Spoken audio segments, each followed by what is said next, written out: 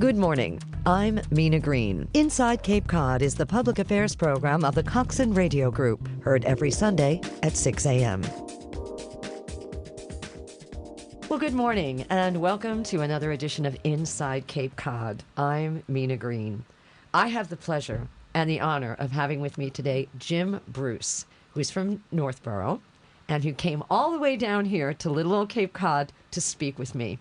Now, Jim is a very, very special person, and he does an amazing thing at the Falmouth Road Race every year, and he has quite the story that brought him to this point. And it's hopefully going to make us laugh and cry because you are just amazing. Thank you, Mina. And you had a son. I did. Tell me about your son. So my son Matthew was 24 years old. He, excuse me, he went to school to become a funeral director at Mount Ida College in Newton. Nice. He graduated and got his degree in funeral science, passed his first test.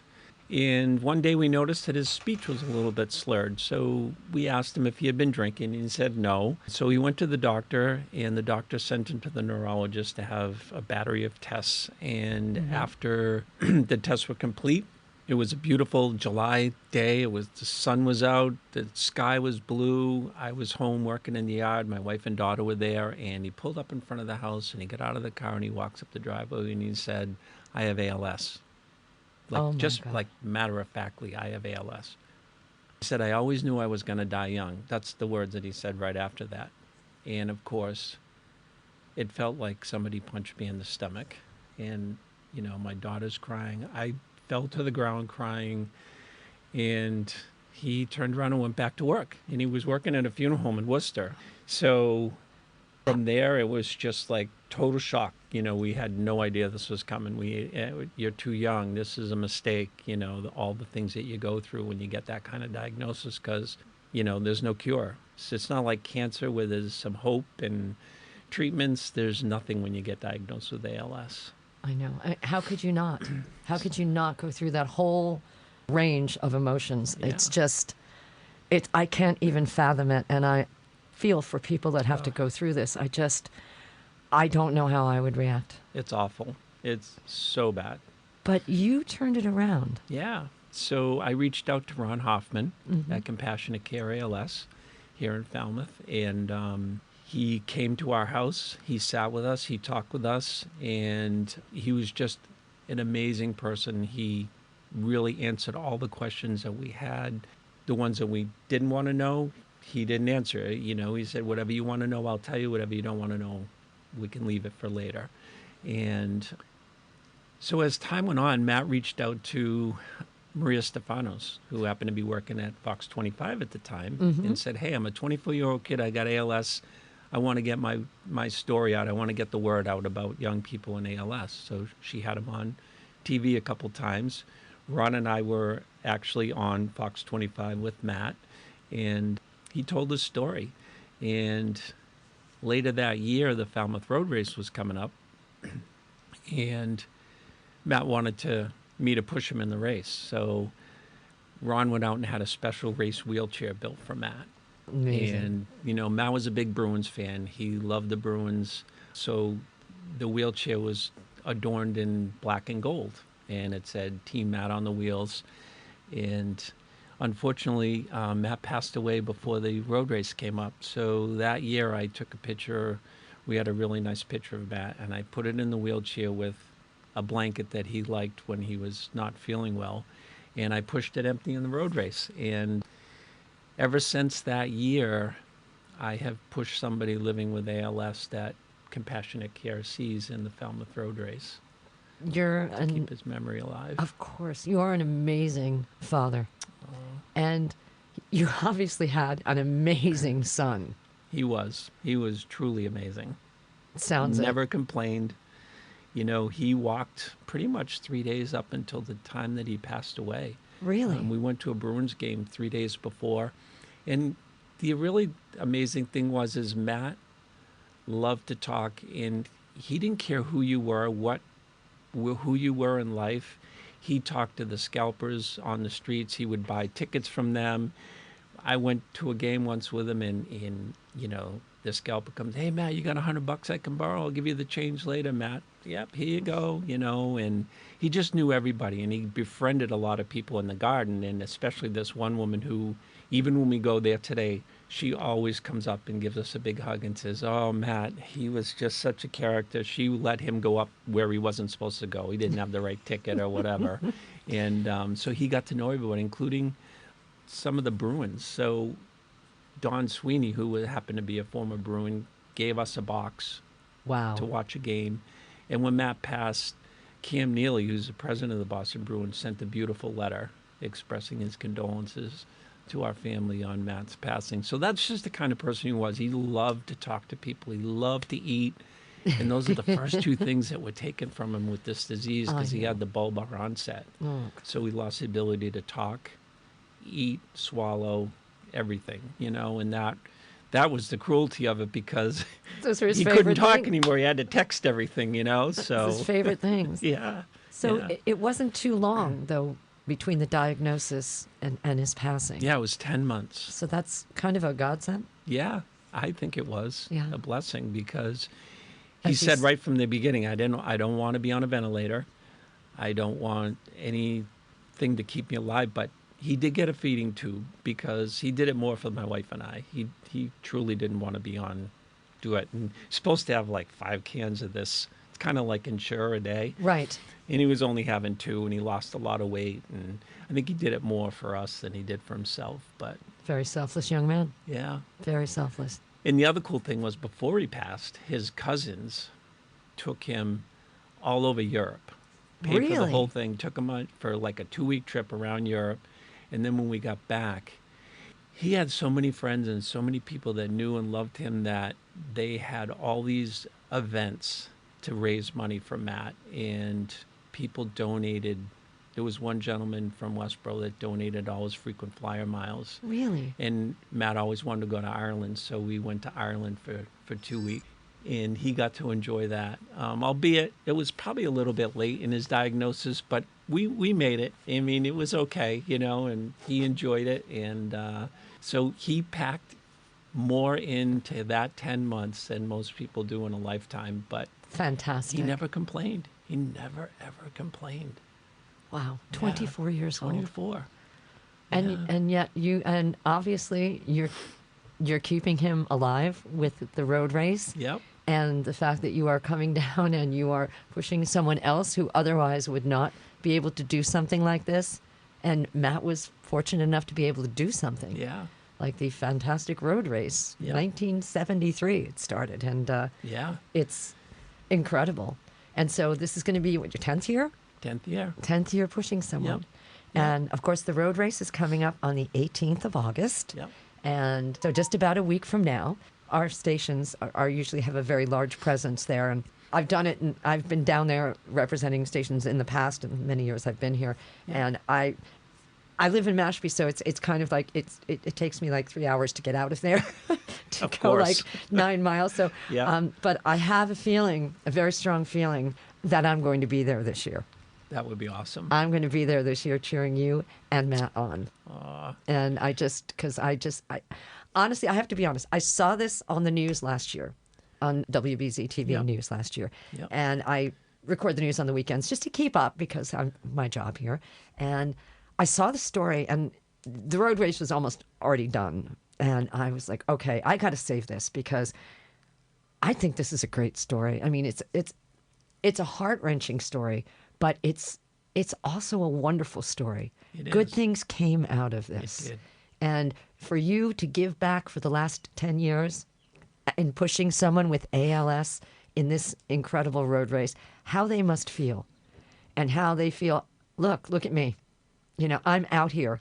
I'm doing something important and I'm enjoying it. No matter what I'm going through, I'm enjoying it. Yes, because I thought about that. Like, no matter how much you're hurting and, physically, like running, or you feel like you want to stop or you're out of breath, or I always think that the person I'm pushing and all the people with not just ALS, but people that are wheelchair bound or can't do the things that I can do, it gives you the energy to keep going, you know? Yes. And the people that I've met, the people that I've pushed, The incredible people. stories. In that I've actually stayed in touch with some of the families over the years, like Arthur Cohen, who was a famous photographer in New York City. I got to push him, and another man who had an incredible career ahead of him and got this diagnosis and just lived his life so fully.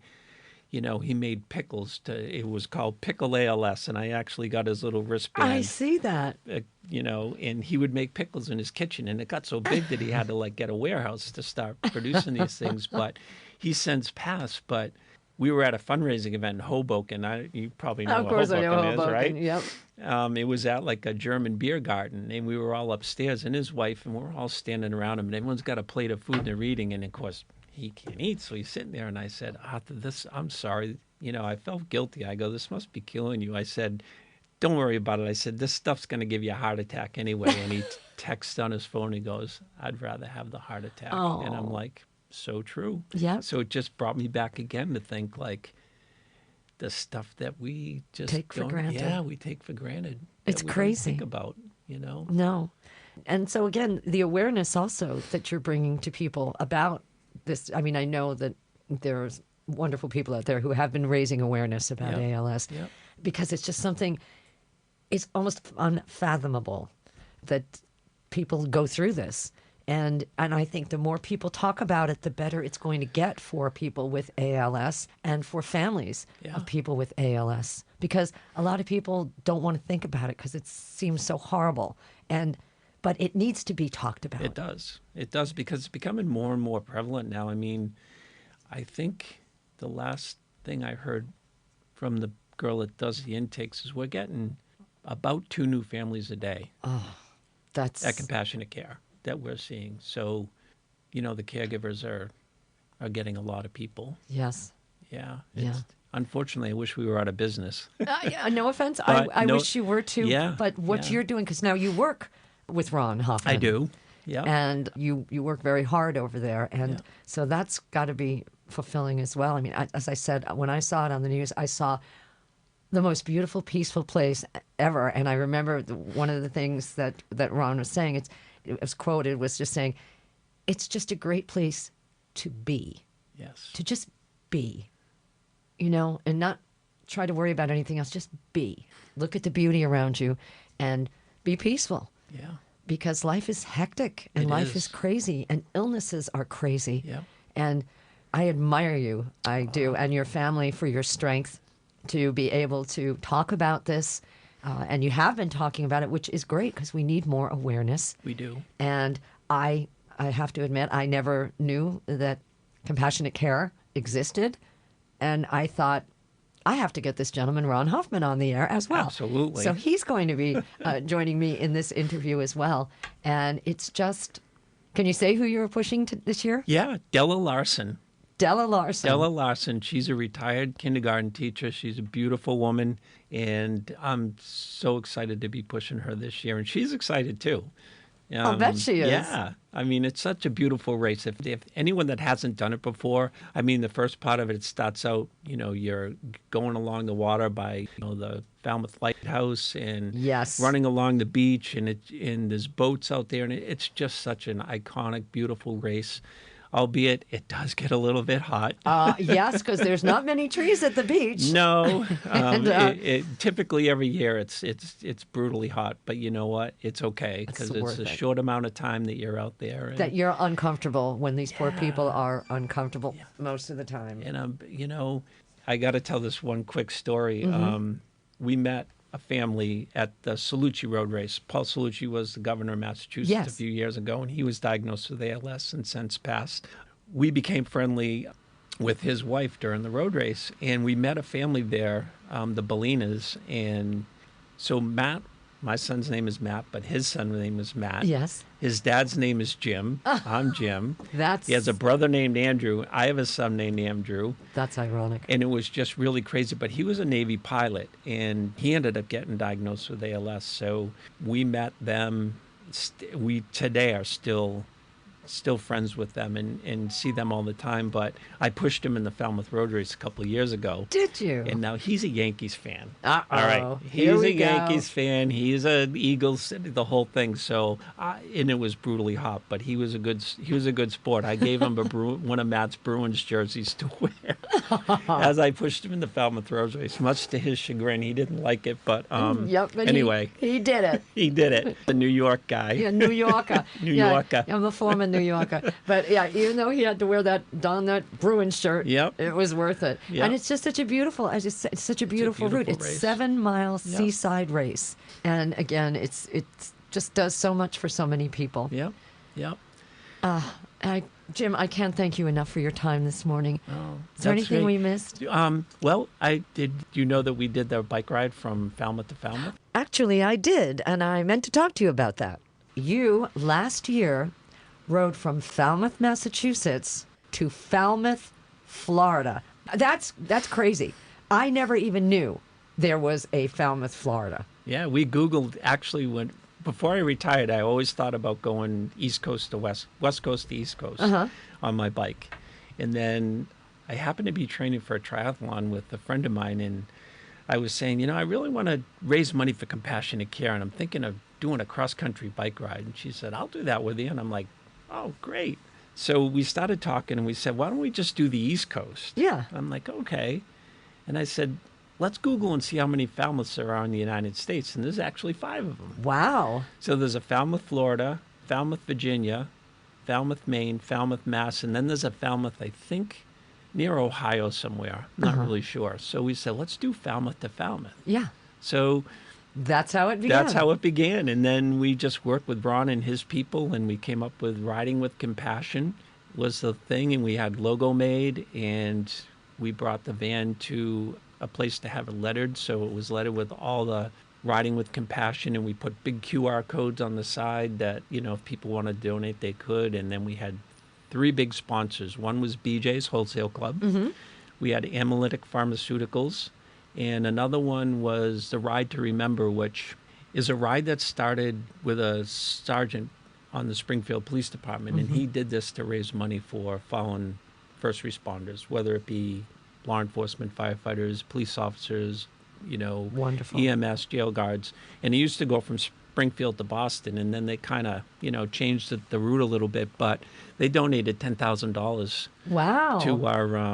to our ride. So, yeah, it took us 29 days. We started in Falmouth, Florida, which there really isn't a downtown. It's just, we actually found a park that had an old sign that said Falmouth, Florida. So we took a picture there, and that's where we started. And the first couple days were about 100 miles a day, and then it varied between 60, 70, 50, 30, depending on where we were going. We went from town to town, and we tried to kind of build it like the Ice Bucket Challenge. Yeah. So we got a list of all the people that we see, meaning compassionate care, Yes. along the route in each state, and to visit them. So we got to meet the people that Wow. Ron was taking care of, compassionate care, and meet with them and let them know what we were doing. We were kind of hoping that maybe some of the people along the way would get some people together and ride through town with us. Right. But it didn't quite work that way, but it was okay because we met a lot of cool people in the hotels that asked, what are you guys doing? You a traveling road team or something? Whatever, because, the van all lettered up, and we had a driver, and we had all our bikes and wheels and equipment and all that stuff. But yeah, it was just it was an awesome ride, and it was so emotional we left Wareham.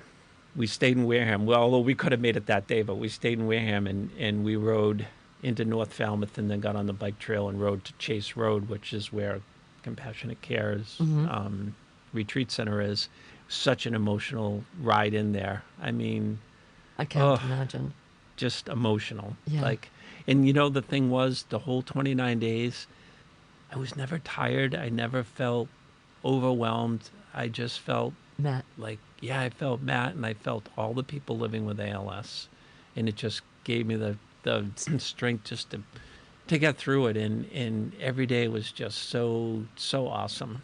So It's awesome. amazing. Yeah. And then for you to be able to come in here and share this story with me, it's amazing honored. to me too. I mean, I am honored to be in your greatness right now. No, I don't feel like I am. I just met the one thing Matt said before he died. He said that his biggest fear was that people were going to forget about him, and it was so just the opposite. I mean, still people talk about him. His old girlfriend every year goes to his grave with a balloon on his birthday and talks to him, and we talk about him all the time. And you know, it's his memory is still kept alive 10 years later, and And he's smiling. He's smiling. He is.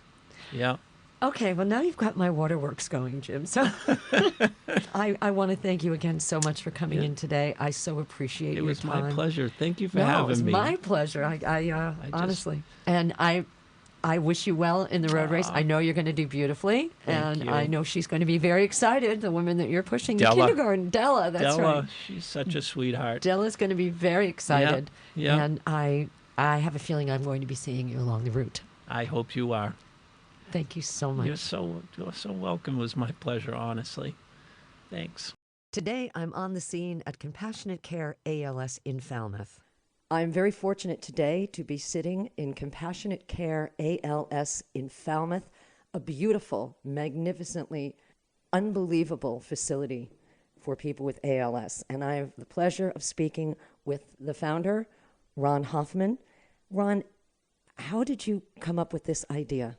Well, we're sitting in the Heald Center, named after Gordon Heald, a gentleman who I was caregiver for in 1997-98. And I became Gordon's caregiver in the spring of 97, really long backstory. But as we were living with ALS, as we were receiving information from the two organizations at the time, which were Muscular Dystrophy and the ALS Association, respectively, we would get information, we'd look at it, and it just, something was missing, something was off. It just didn't seem relevant to the experience we were in. So Gordon, he would just set it aside. And a seed was planted in my mind, there needs to be a different way. I mean, Gordon had whatever resources he needed, but we had no idea what we needed. So in many ways, metaphorically speaking, we created a dance. It was our dance. I, a caregiver, non-trained, him, a man living with ALS. How are we doing this? Along with his wife, Betsy. And we just navigated all the complexities of living with ALS. And it was about a year plus down the road, Gordon was winding down. And I had the idea, remember seed being planted a year plus earlier, that there needs to be a different way of doing this. So I sat with Gordon and Betsy with the idea and the question, would you like to put a fund together in your name? And they paused for a moment, and then they said yes. And of course, my response is, well, what is it you want to do? What should the fund do? In my mind, there's care and there's research. I wasn't interested in research. I was interested in care. Yes. So they went back and forth for a little bit, and fortunately, they said, well, let's help people. I said, beautiful.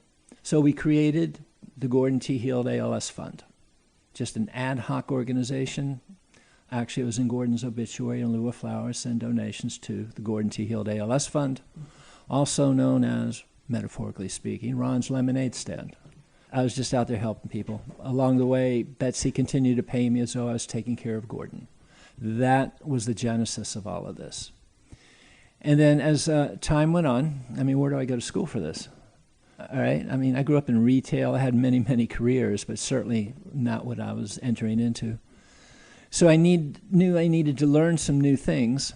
And at the same time, and this is as a year, 2 years were going by, you know, people would donate along the way. But now people were asking for tax deductions, and, well, here's a glass of lemonade. So, all right, in my mind, does it make sense to create a nonprofit?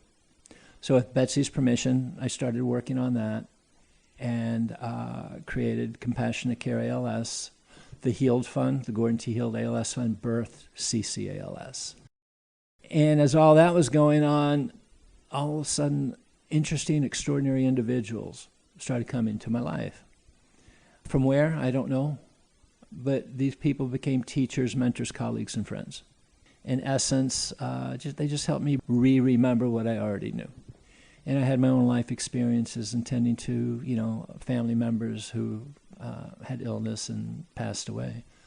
But that was the genesis of all this. And as time went on, continued to grow. I hired a gentleman to be my business manager as I was creating the nonprofit, introduced by a mutual friend. His name is Ted Trevins. And Ted's company would help small nonprofits, show you the ropes, keep you for a year, and then let you go on your way. Ted has been with me about 22, 23 years now. So he's a huge assist. And I hired our first staff in 2012, I think it was. We now have a staff, I believe, of 28. So we've grown and continue to grow. We work with families all over Massachusetts, all over New England, actually all 50 states across the U.S. now, many countries around the world. There are many ALS organizations around the country. I am humbly and graciously appreciate all that they do, but there's not another organization, I'm comfortable in saying this, that actually does all the different things that we do. There are some out there that do some things that we do, because I get the question, Ron, what's the difference between you and these other organizations? And my response, well, they do a few things we do many things they do not do. So our work is about tending to and caring for individuals and their families and communities, navigating all the complexities of living with ALS, whether that's physical support, emotional support, spiritual support. What I'm able to share with families is there's nothing in this experience that you find yourselves in that there's not something we can lean into and or support. Maybe it's a little, maybe it's a great deal.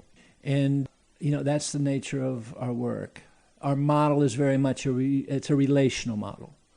And that's what really, I think, is the big difference between us and other organizations. Over the years, we've been real fortunate to create partnerships with two organizations in particular. The Healy ALS Clinic at Mass General. Gordon's neurologist, 1997, mind you, was Dr. Merit Shakovitz, who oversees the ALS clinic and is head of all neurology at MGH. I've known her since 97, so we're colleagues, we're friends. They've got an incredible clinic in Boston, and probably the finest in the world, as far as I'm concerned. So that matters. We have a house call program we do with them. And it's that relationship. They send many, many folks our way. And we have a release form so we can interact with the clinicians there. Because again, what we do at CCALS, we fill in the gaps that clinics are not prepared to do or unable to do. Then, of course, there's a group called ALS One, founded by my friend Kevin Gosnell, who passed away some years ago with ALS, and he wanted to create an organization, which he did, and I'm incredibly grateful because they support our work, along with the work of Mass General, along with the work of Dr. Brown at UMass Medical in Worcester. So hugely grateful for their support in doing what we do. So that's the essence. And of course, the center here where we are, and of course that's Gordon right across from us there, and his wife Betsy and her grandkids. It's a lovely picture. Yeah. And this is a dream I had many years ago, early on, about creating a space where individuals with ALS, their families, friends could come. As a retreat. As a sanctuary. Yes. Now, the grounds are absolutely magnificent. They are just peaceful. They're gorgeous. You have blueberry bushes out there. You've got a koi pond. You've got a giant Buddha. You have flowers everywhere. How did you settle in on this particular building? Now, this was the Beach Rose Inn way back when, and that shut down in, I think the building was built in 1863 originally, but this is not the original building. You have totally gutted it, and you have created the most peaceful space for people. What a wonderful feeling that must be for you. I mean, I can't even imagine. I had seen your story, it's how I found you. I had seen your story on television last year and got a hold of Jim Bruce. I was so touched by his story. Now, tell me about your relationship with Jim. Yeah, well, Jim, I believe you found his story about Falmouth to Falmouth last year and a half ago. He rode his bike from Falmouth, Florida to Falmouth, Mass. as a fundraiser, which we partook in. And Jim actually now works with us. I'm really grateful for that. He was president of my board for a little while. But I met Bruce some years ago when his son Matt was diagnosed with ALS. And Jim had heard about me and his friends and about CCALS, but early on Matt wasn't interested. So at some point I went to go meet Jim and his family and friends, and we sat, and I said, well, look, when Matt's ready. Anyway, I was finally able to connect with Matt, and then we became best friends, more or less. Matt was a young man, 24, 25, I believe. And Matt's ALS experience was very short. He passed away within a year. And yet, he was a young man full of life, loved life, but incredibly accepted his diagnosis, and he didn't let it interfere in what he did. So the relationship that we created with the Bruce family, along with Matt and his siblings and his mom, it was quite beautiful. And Jim just, what can I do? What can I do? So he got very involved with us over time, joined our board, like I said, eventually became our president of the board for a little while, and now works with us, and is just an extraordinary human being, right? The center here, I mean, that's another long story, but I lived around the corner from what used to be the Beach Rose Inn. And I had wanted to do the center. This was actually the third incarnation, third time's a charm. But the gist of the story, there was a house across the street that I saw for sale in the paper, and I was confused because I knew someone just bought it. And I was like, then they're just now selling it? So I had my dog Moses, my beautiful Moses, Bernese mountain dog. Everybody knew Moses because he was with me all the time. And I said, let's take a walk. So we were walking around the corner here. It's literally a 3-minute walk. So the house across the street, we're walking past. I see a lady outside working in the garden. And I passed her by, and I said, would you stop and ask her, introduce yourself? I mean, I remember it was a neighborly thing to do, and, you know, back in the day, neighbors knew neighbors. So anyway, I stopped, introduced myself. I said, is your house on the market? And she said, no, why would you ask? I said, well, thought I saw it in the paper. And she said, no, that's the house up the street. Then she went on to tell me about another house. Then she mentioned the Beach Rose Inn she thought was just taken off the market. So my ears perked up when I heard that, because over the years I had housed some guest speakers here and maybe a few families. So I go home. I called the folks here at the Beach Rose Inn just to say hello, that I had some families I wanted to, book rooms for later in the summer. And as we were saying goodbye, I said, well, by the way, if your place is ever on the market, please let me know. And she said, well, actually, we just took it off the market. And I said, really? And I never had seen the whole place. I said, can I come by and take a look? Not that I can do anything, but just curious. She said, sure. So I came on out. She gave me a tour. As I'm leaving, I said, how do I do this, right? So the next day, memory fades here. It's either that night or the next day. Patty Oakley called. Patty is the wife of Doug Oakley, who was one of my board members, and Doug had passed from ALS about a year prior, 9 months prior. Patty, we were really close. Patty invited me over to the house for beer, wine, friends. Hadn't seen him in a while. I said, sure. So I get over to the house, and I'm sitting there talking, and Patty walks by. She said, oh, Ron, I forgot to tell you. Doug told me to tell you that if you were going to do the center. Now, keep in mind, Doug loved the idea. He was involved in the second attempt at doing this, and the board was not on board, and he went, irritated him. He said, let's shelve this for a while. So anyway, he was very much on board with this.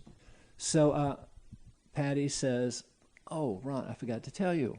Doug told me to tell you if the money we hoped would come in came in, and you were going to do the center, I should give you $50,000. And I'm sitting there, excuse me? And I said, are you telling me the money you hoped would come in came in? She said, yes. Okay. And now, again, I just found it either earlier that day or the day before. So I'm just sitting there going, this is some interesting things happening here. And then she says, oh, but I asked him, well, if Ron wasn't going to do the center, can I give it to CCALS anyway? And he was like, no. It's for the center or nothing. So I said, wow. So I go home. I didn't say anything to Patty about finding this place. I called her the next day and said, can you come over to the house? She said, sure, what do you need? I said, just come over. So she gets over to the house. I said, let's take a walk. She said, where are we going? I said, don't, just come with me. So I walk her, and again, it's 3 minutes away. And all of a sudden, we're standing in front of the Beach Rose Inn. She said, what? I said, it's on the market. She says, no way. I said, yes. She said, did you know this when I was telling you what I told you? I said, I did, but I was just a little stunned, and I had to think on this. And she said, what's the asking price? And I told her. She said, well, you got your first $50,000. I said, well, we need to talk to the board. She says, I'll take care of the board. And so that was the genesis of creating this center.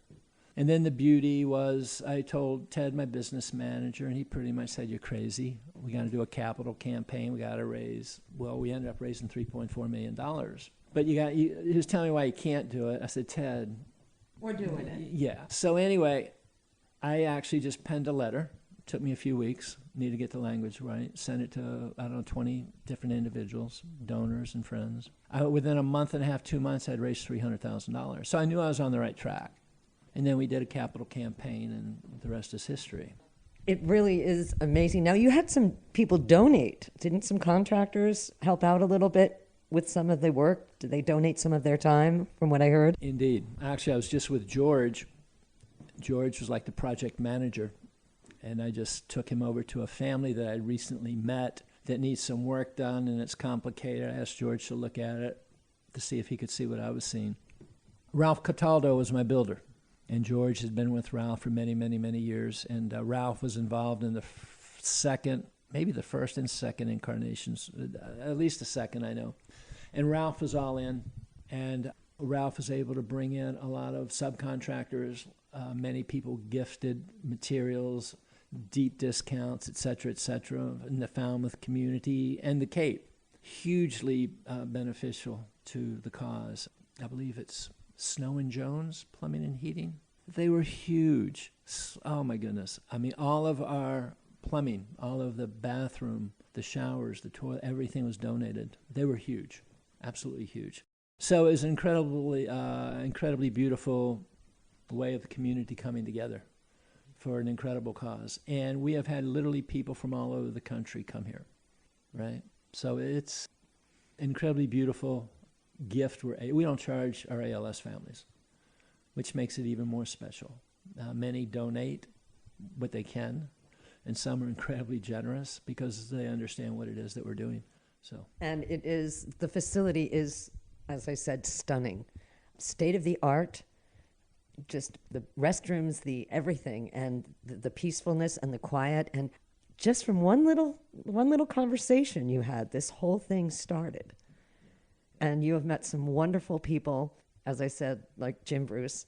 I spoke with him last week, and he told me all about Matthew, I should say, and he is running again. He's been running in the road race now since 2014. The first time he ran, because he had originally, Matthew was here with you, and you had a wheelchair made, and so they were going to run the road race. But unfortunately, Matthew passed away, I believe, in March of that year before they could do the race.